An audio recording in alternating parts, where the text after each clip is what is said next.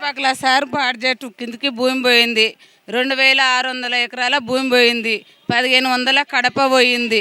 మొత్తం ప్రాజెక్టు కిందకి పోయింది. నిరంజన్ రెడ్డి ప్రాజెక్టు కిందకి కొనేసిండు మమ్మల్ని. కొనేసినప్పుడు అటు డబ్బు ఎకరకు 4 లక్షలన్నర, 5 లక్షలు, 3 లక్షలన్నర కట్టించిండు. ఇండ్లకు ఇల్లు ఇంత బట్టి 10 లక్షలు, 5 లక్షలు, 6 లక్షలు వేసిండు. అట్లా డబ్బు మేమేం చేసినాము, మాకు భూములు కూలిపోయినప్పుడు మాకు ఏరే భూములు ఏమో దొరుకుతామని భూముల కోసమని బ్యాంకులో పెట్టుకున్నాం అటు డబ్బు. ఇటు సాయిబాబు ఎప్పుడో ఇంటి బిజినెస్ చేసిండంట 2 రూపాయల డ్రెస్కు. సాయిబాబు బిజినెస్ చేస్తుంటే మేము ఆ డబ్బు బ్యాంకులో వేసుకున్నాం.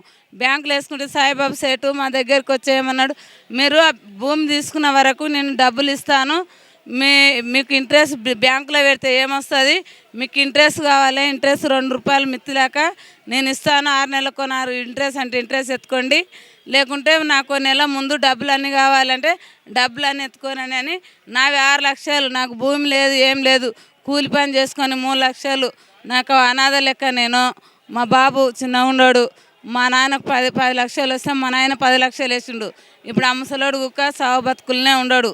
ఆ ముసలోడి పైసల కాడ గుండె వాళ్ళకి మా అమ్మ చచ్చిపోయింది. మా నాయన ఒక్కడు ఉన్నాడు, మేము 4 ఆడపిల్లలం. మా నాయనని ఏం పట్టించుకుంటలేము. అటు డబ్బు మొత్తం తెచ్చి సాయిబాబు దగ్గర పెట్టినాం. సాయిబాబు దగ్గర పెడితే సాయిబాబుని పోయి డబ్బులు అడిగినాం. డబ్బులు అడిగితే రేపిస్తా మాపిస్తా, రేపిస్తా మాపిస్తా అని దినం జరుపుకొని ఇంకా లాస్ట్కు మాకు ఏమి హామీ ఇవ్వకుండా లేపేసిండు. మేము మాకు అవి ఇవి అనే మాటలు కలిసి మాట్లాడదామన్నా కానీ ఆయన మాకు అవపడతలేడు, మాకు దొరుకుతలేడు. మా ప్రాజెక్ట్ డబ్బు మొత్తం తెచ్చి సాయిబాబు దగ్గర పెట్టినాం. మిత్తి కోసం ఆశపడి పెట్టినాం మేము, అంతే. బ్యాంకులో ఉన్న డబ్బు తీసుకొచ్చి, అంతే సార్ మేము చేసింది.